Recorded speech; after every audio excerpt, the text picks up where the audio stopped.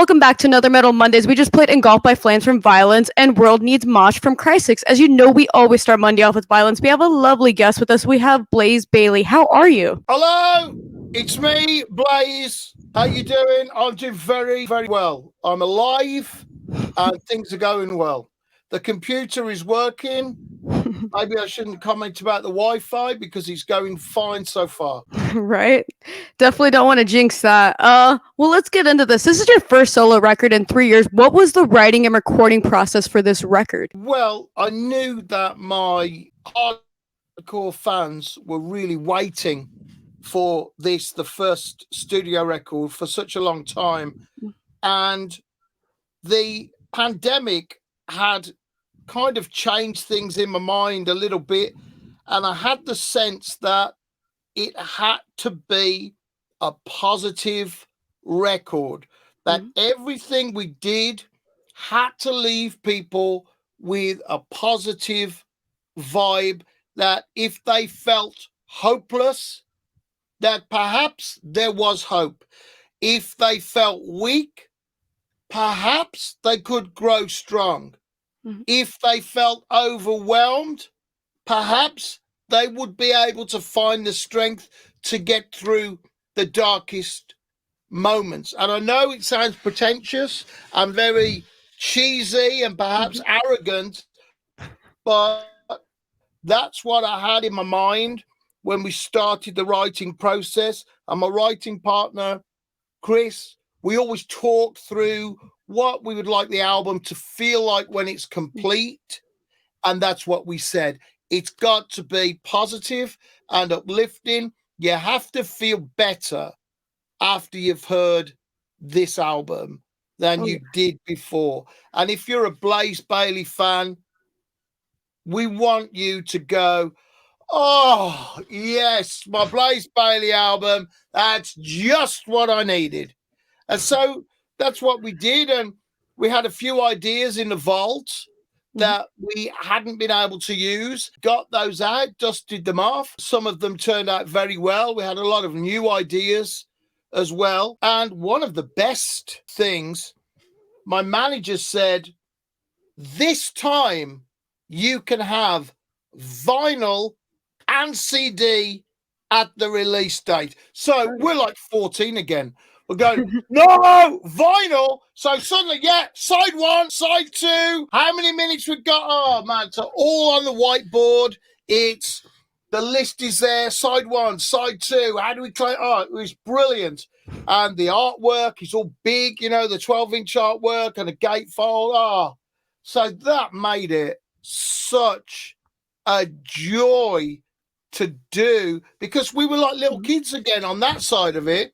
Yeah. And then with the experience that I've gained over the years and producing the album myself with Chris Appleton, my writing partner, and who's also engineering the album, between us, we could get this massive amount of energy going. And it worked really, really well. We decided 10 songs, make them all as good as we possibly can, live with them, polish them, and then present those 10 songs to my fans and say, there. And hopefully, when I'm in the headphones and my voice is in my fans' head, what am I going to say? Hopefully, what I say is good and positive and strong and life affirming. When my fans take me to the bedroom, put the lights off, and then turn up the music, what am I going to say? It has to be something that feels good. When my fans put me in their car and leave me in their car and play me every trip backwards and forwards to work, what am I going to say to them every day? It has to be something good. And that was in my mind the whole time from start to finish to the final mix and mastering.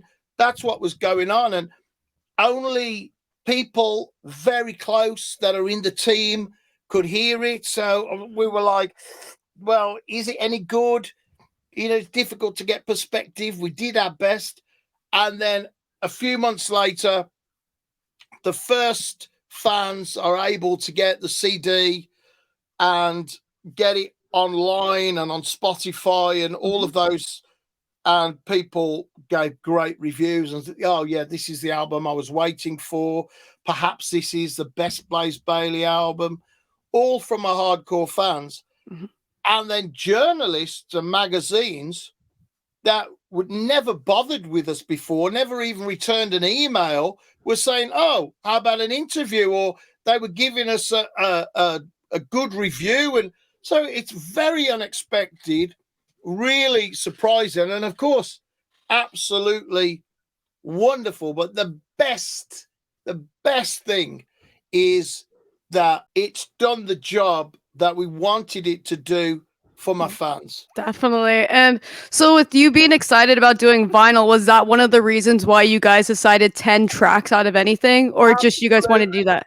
Yeah, when I started on my solo career with my Silicon Messiah album, I had in mind all of those vinyl albums that I got, which was 8 songs sometimes on a Sabbath album. And people weren't trying to cram things in. When they fooled us with the CD era of, oh, look, 75 minutes on the thing, and you could drive your car over it and put it in the freezer. It's like, well, I never really sat down for 75 minutes before to listen to an album. Yeah. And also, I never drove my car over a piece of vinyl, and I never put it in the fridge, and they're all still okay and they lasted. So, you know, we were sold this thing of clarity and everything. So to take it back to those first times of taking it out, putting it on the turntable, it's just fantastic. And there it is. Look, there's the vinyl. It's beautiful. Oh, it's so good. So good. Look, gatefold. Yeah. Woo! Absolutely fantastic. And then look, side 1, side 2. And everything on the cover has got a relationship to one of the songs. So that's the war within me, is the two versions of me, opposite sides of the brain, trying to gain control, the dominant one. Which one will it be? Will it be the negative, self-indulgent, lazy side that takes over? Or will it be the positive, responsible side that takes over? That's the war within me. Then there's the relationship to Alan Turing. There's Stephen Hawking. There's Nikola Tesla. There's the black hole. There's the earthquake there. Look, with the ground parting. There's the gig in the desert. It's just fantastic, man. I'm so pleased with it. Absolutely. And there's a big booklet to go with it as well. Really, really cool. Hell so, yeah. Like kids again, you know, buying our first records, except when you start out, or when I started out in this business, I always imagined that I'd be making records, not CDs. Yeah. You know, and that's it. So to make a record, which most of my catalogue is on CDs, some of it's limited edition, to make the new record and be focused on the vinyl, it was just felt wonderful. Definitely. And so with this, you telling me that everything on this record had, like, the cover goes with the tracks. What made you write about this out of everything? Like all the songs, like Stephen Hawking and everything. What was the process of writing stuff like that? Well, Stephen Hawking, that idea been around for a long time. And my last 3 albums were a trilogy. It's a science fiction story. It's one story of one man who starts out on a journey to find redemption and to find out what it actually means to be human. And that's called The Redemption. It ends as The Redemption of William Black, and it starts as Infinite Entanglement. And those 3 albums are one thing. So on this record, we had 10 separate songs. They didn't have to be linked. They didn't have to make sense as a concept. So there was a certain degree of freedom, and we had this idea of Stephen Hawking around for a long time. So we got it out again. Let's have a listen to the Hawk. And oh, actually, yeah, it could go this way. It could do this. It could do that. And for me, what's important is not so much the fact that Stephen Hawking was a genius, fantastic scientist, made discoveries, but actually, boiling it down, Stephen Hawking was a man with a degenerative disease that was stuck in a chair, that couldn't speak, wrote a book with, with his eyes and an assistant. It's just impossible. I know what he did.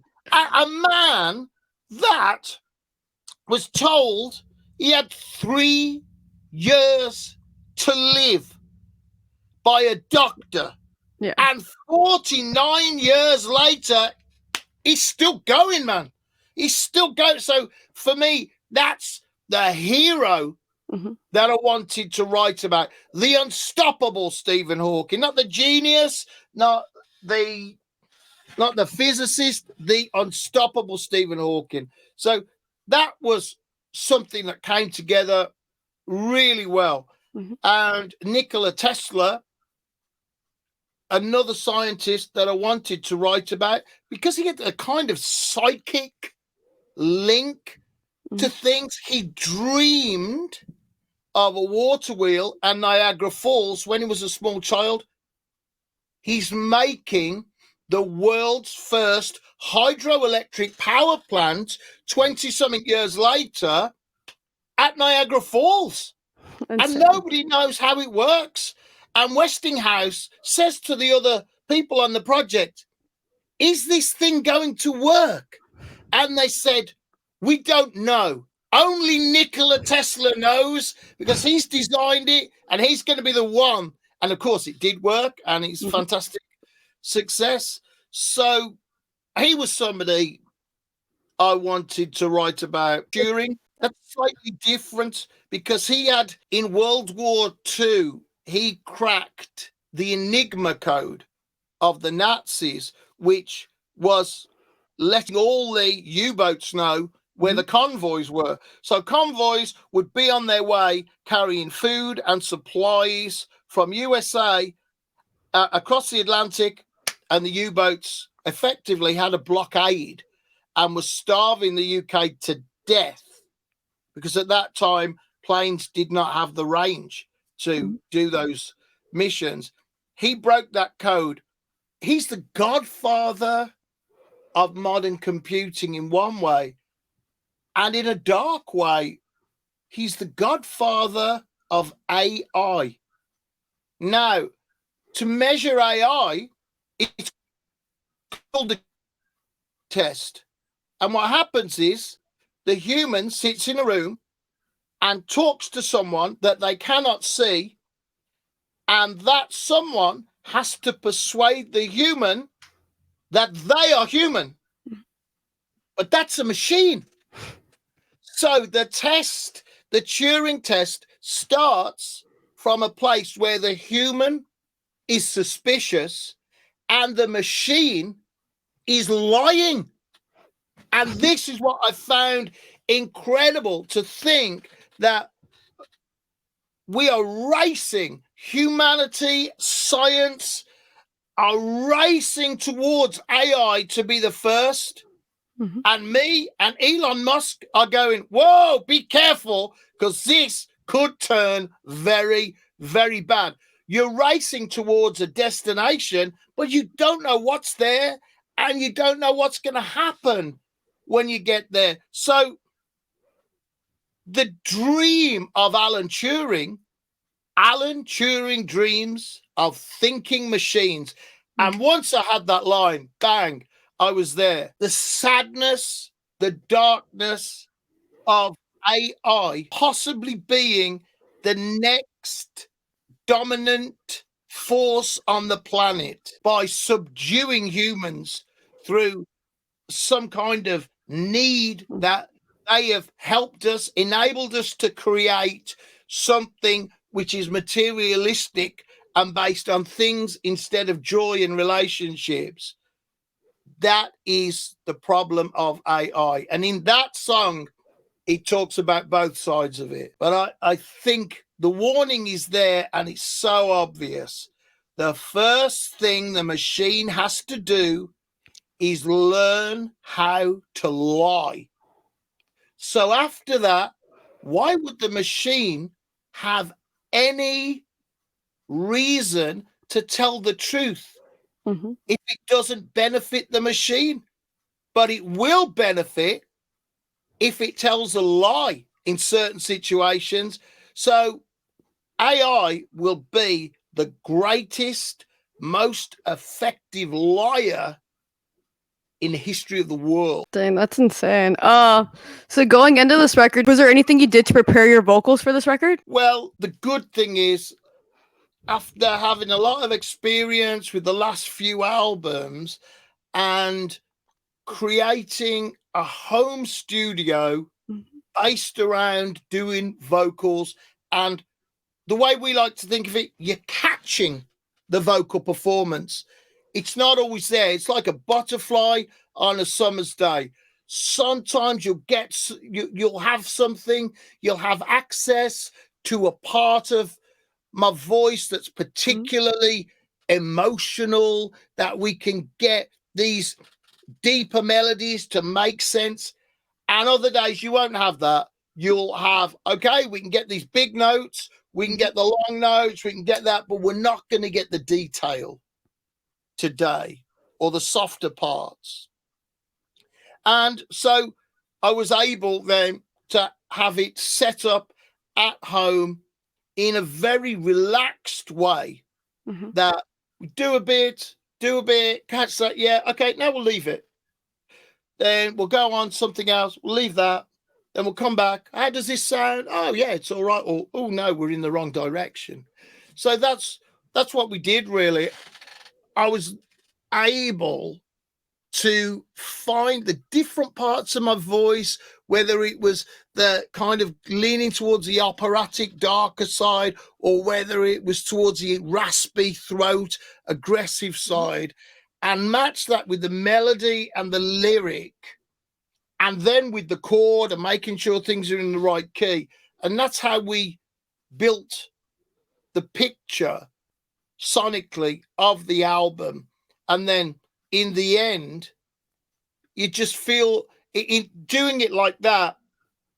It's not like the old days where you're like, and your voice has disappeared by the end of it and you can't do anything.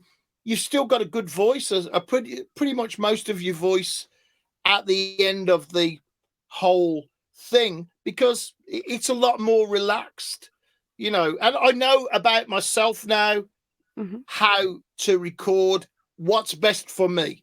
Everyone's individual, and that's how we should treat singers. We are the worst. We do have the biggest ego, the most complexities, the anxiety. Oh, we want everybody to tell us that, our voice is perfect and we're changing the world. And that's just not true, because sometimes you sound like a cat being dragged behind a Japanese motorcycle that's falling to pieces. So you put up with that, and then some days you catch the good bits and you're able to mix them on the album and you sound much better than you normally do. Hell yeah. Well, we're going to play some tunes. We're going to play something from your new record. We're going to play War Within Me from Blaze Bayley here on Razor Radio. Oh, right. We're coming back from 303 from Blaze Bayley. Do you have a favorite song on this record? I suppose it's difficult to choose, really, because I'm so invested emotionally in all of them. But it changes, really, from Witch's Night to Pull Yourself Up. Pull Yourself Up is when I had a motorcycle accident and the physio said, "You'll never walk without a limp." And I thought, you don't know me. And when I started out as a young man, ignorant, but in love with music, in love with metal, then people said, you can't sing. You just can't sing. And you'll never make it as a singer. What? I remember people saying, a few people stuck by me and said, no, if you want to do it, man, you go for it. And I wasn't a good singer. I knew that. I learned to sing because I wanted to be like Ronnie James Dio and be in a rock band and tour the world. So the song contains that really. And the kind of focus that you have to have when someone says it's impossible for you to do this, and you have to get that Captain America shield up and go, it's impossible for you, not me. And that's what it's about. Pull yourself up. And in a lot of the songs, I've tried to use the internal dialogue and phrases that I use to myself when I get down and I struggle and it feels hopeless. Come on now, one more step. Pull yourself up. Come on, get up now. Come on, come on, come on. Don't be down. Don't wallow. Don't allow yourself to wallow in a negative emotion for too long. It's okay to be miserable, but you have to keep moving forward. And that's what I did on most of the album. When I found these phrases and things that got me going, then I used them in the song. And pull yourself up. That's one that's everything really that I use. And right, come on, pull yourself up. And some of my fans say that they enjoy listening to my music at the gym. And people listen to music at the gym and they have a workout playlist. And some of my fans have said about things in the past, oh, that's my workout album.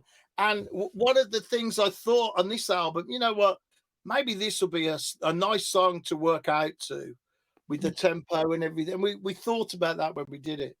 Hell yeah. So what was the process picking the order of the tracks? Did you have a process doing that?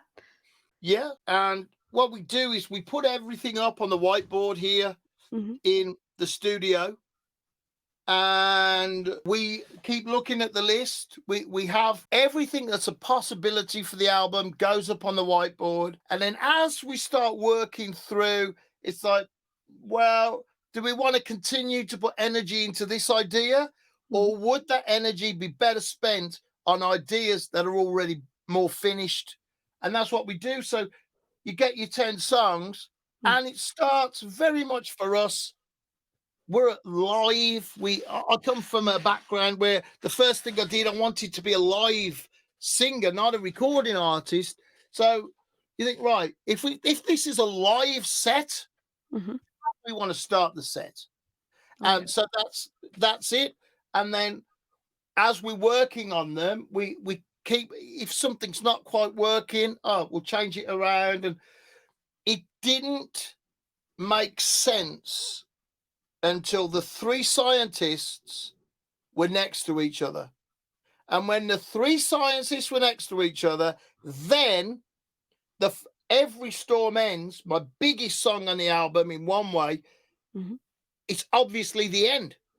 It finishes, it talks about it, and then War Within Me, this is what we're talking about. The rest of it then fell into place. But it's normally, well, how would we like to do this live? And we kept chipping away, and I'm really pleased with the way that it came out. Oh, it came out amazing.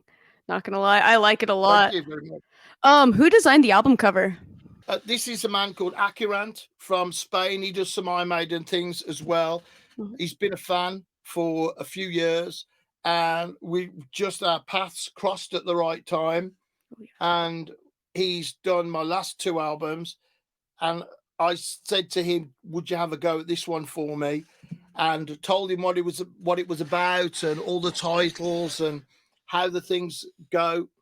And then he came up with this amazing idea in a like futuristic Dune kind of sci-fi style. It's just absolutely fantastic.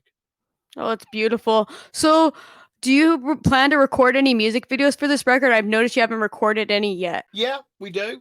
Um, we're just working on them bit by bit.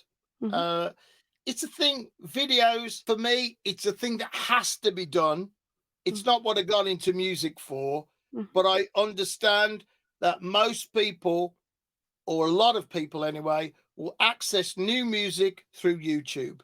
yeah. So you have to have a reasonable looking video so that when people are looking through YouTube and they say, "Oh, where's Blaze Bayley?" and they look on YouTube, at least it's okay. Mm. So that's what we're trying to do. We'll see what we come up with in the next few weeks. Hell yeah. And so, did you guys record this record as like a band, or did you guys send files to one another during this time?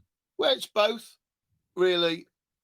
This is the first album I've never been in the same room as the drummer for rehearsal. Damn. In all the time I've made albums, I've always been able to rehearse with the drummer.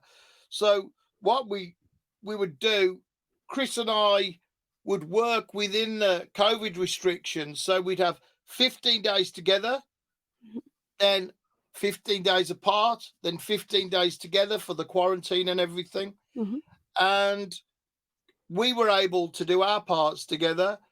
And then the drummer, what we did, we'd send him a rough idea, and he bought a new electronic drum kit that he could record in MIDI. mhm. Then he would send the parts back grooved up, making sense as a drummer makes sense. And that's how we did it. So it's all the drummer, it's all Martin McNee on there, but it's done in a slightly different way Mhm. to having to stick the mics on the kit in the room. Hell yeah. And with you saying you guys aim to make this a 10-track record, was there any songs that didn't make it on this record? Yeah, that's like I said before, we were looking at, we had about 14 ideas, Mhm, and that's when we got to 10. Yeah, these are 10 good ideas. This is where we should be working and spending our energy. And those other ones, they just go back into the vault. mhm. Next album, they'll come out. Right. How do we feel about these ideas now? And maybe they'll make sense, and maybe they won't. And maybe they'll come out and be finished, or maybe they'll go back into the vault, and we'll see what happens. Hell yeah. And are you guys planning to do any shows this year, or are you guys waiting till next year when the Yeah, COVID we're restrictions? very, very lucky here that there are some small venues that we play regularly in the Mm, past, and we've spoken to people. We've booked a tour which goes from September through to November, and we're hoping for the best. So there's one festival. Our next gig is Stone Dead Festival at the end mm. of August. Hopefully that goes okay. Then hopefully our small concerts go okay, and we get to the end of the year and things are starting to feel better, and we know a lot more.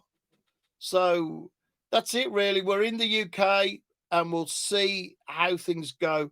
For us, the most important thing is we don't want to cancel any shows. Yeah. So we've booked things that we think we can get through one way or another. As long as I don't test positive Mhm. during the tour, if I'm careful, then we hope things will go ahead. Hell yeah. And where can everyone keep up with you and buy this amazing record that just dropped? Well, please go to blazebayley.net and join my mailing list, Mhm. and go to blazebayleyshop.com, buy my record. Awesome. Well, thank you for being on the show. Well, thank you very, very much for having me. Hope to see you soon, and Mhm. hopefully you'll have me back on the show for the next album. I hope you come back on too. Definitely. Well, we're gonna end the show with Brothers of the Road from KK's Priest. See you guys next Monday here on Razor Radio.